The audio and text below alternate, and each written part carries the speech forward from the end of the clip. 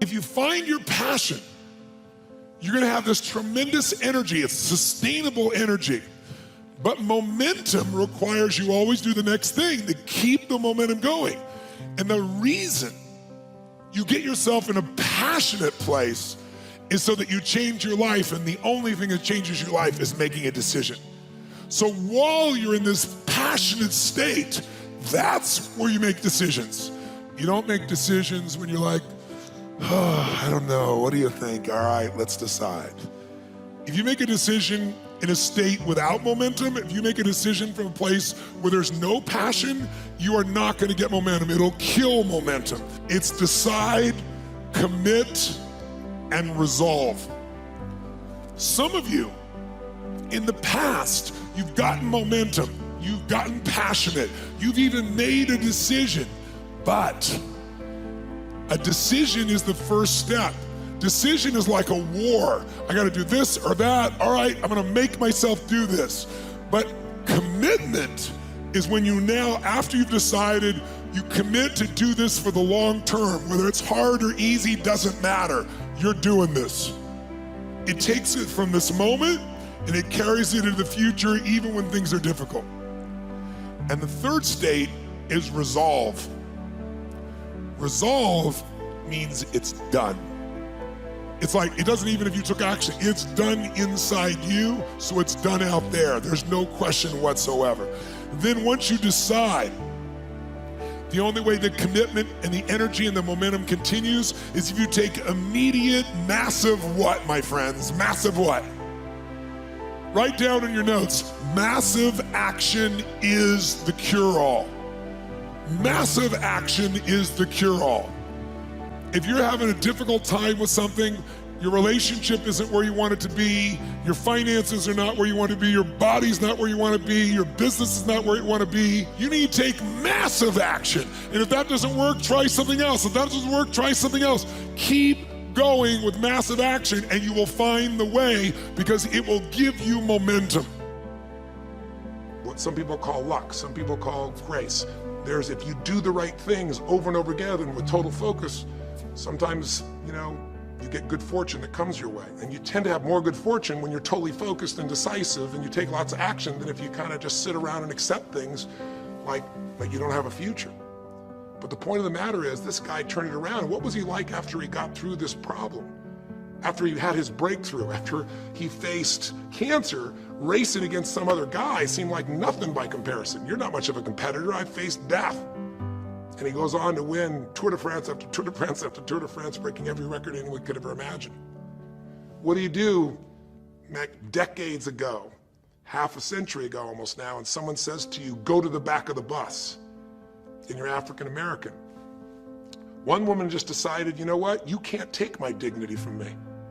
I can only give that up, and I don't choose to give it up, and I will not go back to the bus. The answer is no. And Rosa Parks changed an entire society, because that day she chose to focus on something else. She gave it a different meaning. This is not a command. You do not have control over me. And she decided to fight. And she changed the direction of a country and of many other countries. She started something. We forget that you don't have to be famous to have the ability to change at least your own personal history, to change the direction we go in our life. We have the power to choose, even if you haven't before. You can finally say, no more, I won't put up with that, within myself or from anybody else. And here's what I'm gonna do differently. That's where the breakthroughs really start to happen. Now the question is, why do some people stand their ground and make something change versus other people just kind of accept things? Why do some people make bold decisions and other people make decisions that are based on trying to hang on to what they've got? Well, that's a more complex question to answer than we might have in a few minutes in this one session, but it is one that I've spent my life studying, because when you can change your decisions, you can change your life. When you can change the force that controls your decisions, you can change anything in your life. A vision is about what you're here to create. A vision that really works is one that excites you. If you say, well, my resolution, my goal, my outcome for this month, this week, this year is to lose X number of pounds, that's okay, but it's not very compelling. It has to be a compelling vision. It's got to have something that has the power to pull you, not something you have to push yourself to do. Those are two different kinds of motivation. Push requires willpower, and willpower never lasts. What will last is pull. Having something so exciting, so attractive, something you desire so much that you have a hard time going to sleep at night and you get so up early in the morning to rock it and take it to the next level. That's what you're looking to create. And that isn't easy to get. But one of the reasons we do seminars and events and we say, why do that? Why not just read a book or something? Is because when you get in an environment where you're with people that are being put in a peak state, like when you're going to a sporting event, if you watch a sporting event at home, it might have a certain level of excitement. But when you're in a stadium with 50,000 people, suddenly it has a whole different level of intensity. And we feel that. And the bottom line of our follow-through comes down to our emotional intensity. In a different state of mind, you're gonna come up with a much better and a more exciting vision than if you're sitting on the couch going, okay, what are my new resolutions for this year? And you're doing it the morning after the new year has started and you're a little inebriated and the football game's on in the background. Probably not gonna have the power of focus there. Probably not gonna have the power of the energy to create something that's gonna pull you for this year. And you gotta do that.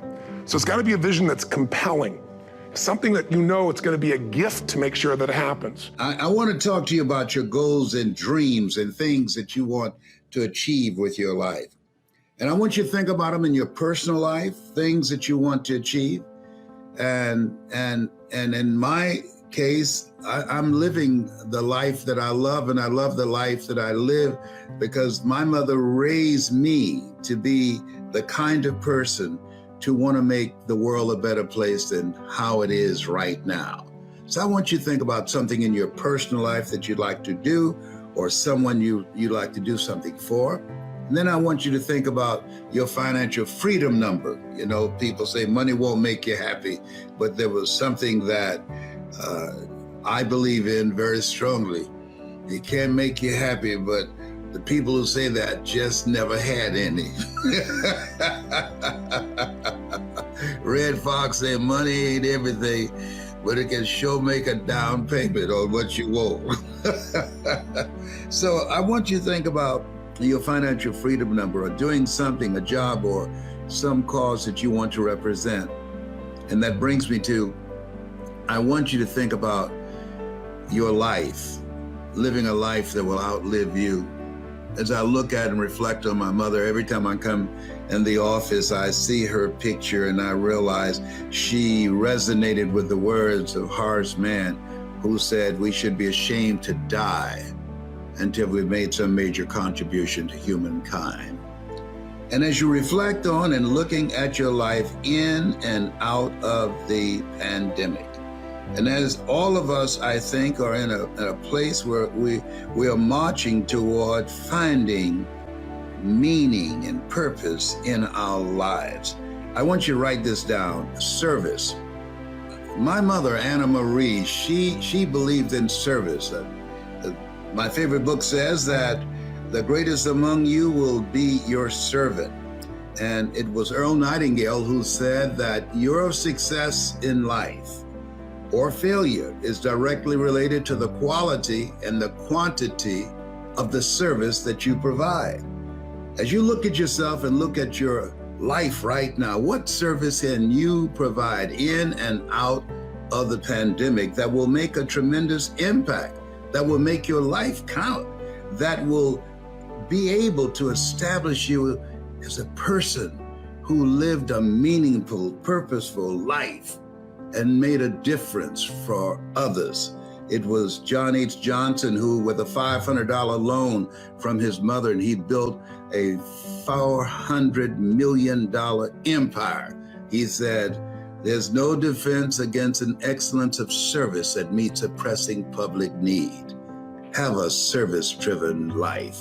That's what I learned from my mother, Anna Marie. Here's the next thing: belief. When I failed in school, there were times I felt down on myself, but she didn't criticize me. She didn't beat up on me. She just made me feel I can do better. She had high expectations for me. No one rises to low expectations. And she let me know that she expected more. She let me know that I had the ability to do more. She let me know that the grades did not define me. And that inspired me to live an inspired life. That brought something out of me. If you can talk with crowds and keep your virtue, or walk with kings nor lose the common touch, if neither foes nor loving friends can hurt you, if all men count with you, but none too much, if you can fill the unforgiving minute with 40 seconds worth of distance run, yours is the earth and everything that's in it. Get yourself together. Transcend your suffering. See if you can be some kind of hero.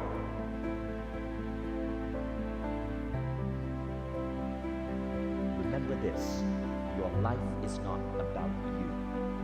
Rather, your life is about the lives of everyone you touch. When you make your life about the lives of everyone you touch, you will never wake up feeling anxiety or worry or stress again.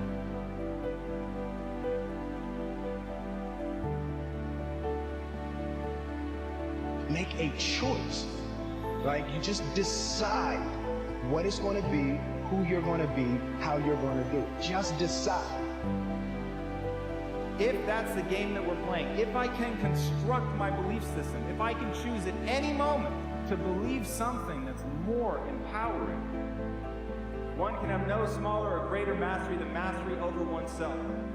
Being the most connected generation in the history of mankind has its upsides, but it also comes with real invisible problems. And we've grown up aspiring to be our idols.